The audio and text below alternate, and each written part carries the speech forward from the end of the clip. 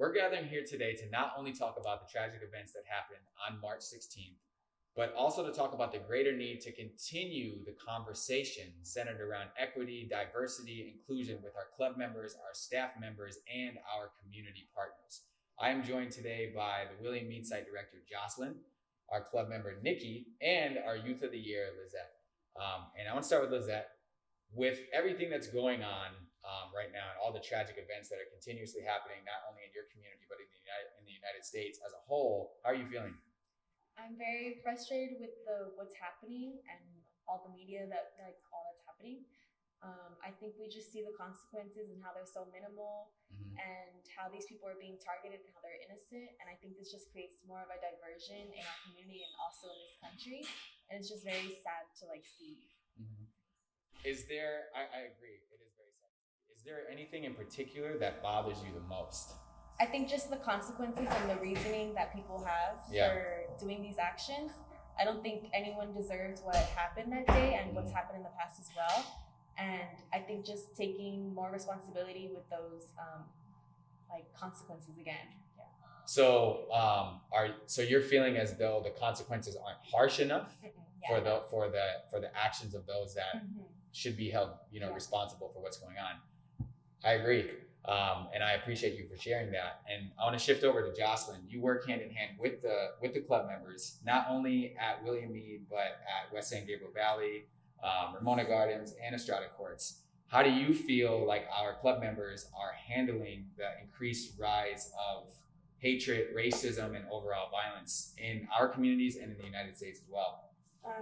It definitely breaks my heart seeing these kids go from one day smiling, being happy, and the next, the mood has changed, the attitude has changed, the shift has changed. Everything about their posture of how they present themselves is changed, and it breaks me completely because as staff members, we're here telling them do good in the community, be the better person, but then they go out and see that other people are not doing that and putting their input. So it kind of makes us seem like you guys are liars, and that's not what we're here to do for these kids. We're here to implement that racism is taught.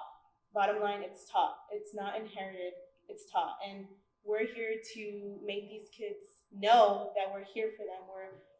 If they need to let something out, to be the listening ear that they need, to let them know that they have a voice and they can speak up. Thank you for sharing that. Do you feel like there's more that we can do as a club to help advance the fight against violence, racism, bigotry?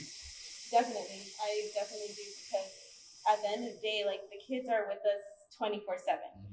Whether we see it or we don't, we're their role models. We're people that they see every day, that they come in contact with every day. And it's simple as picking up a piece of trash off the floor that they see, hey, Mr. Steven did that. I should follow those steps. Yeah. Or, Curtis did this and he actually paid for someone's lunch. Let me do that too. So it starts here, and it starts with us and how we present ourselves to our kids, that we make the difference. I love it. It does start with us as the adults and the role models. I want to shift over to Nikki. Hearing everything that you're hearing right now from myself, Miss Jocelyn, and Lizette, how are you feeling? I'm feeling very sad because as me being Asian, it's like my family being targeted because my whole family is Asian. Yeah.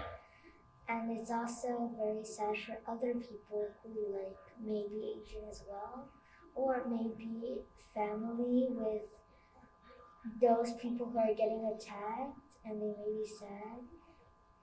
It is I'm also frustrated because they, like Lizette said, their punishment isn't really enough to pay what they have done for. And also, I am also scared because when I ever walk up in public, my dad, because he told me about it, he is always trying to make sure that we are not one of those targets. And to try to protect us from people who are trying to make us our targets. Yeah.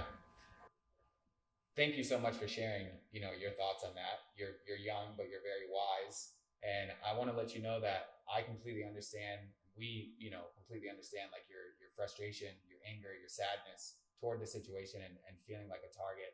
I myself, as a half black individual, I understand what you're saying in terms of feeling as though you're a target, and having those conversations. I feel like with your father and with your family are extremely important.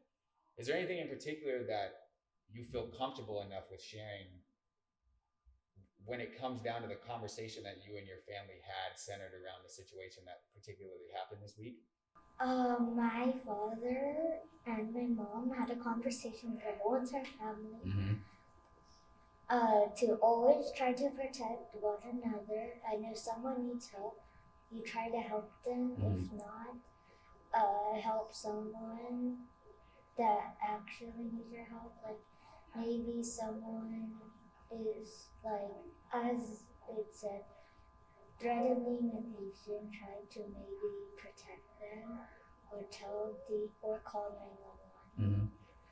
Or maybe just stick up for them because you may not be the same race and they might not target you as much as the Asians. So when you stand up for them, they won't try to harm you as much as they would for the Asian people.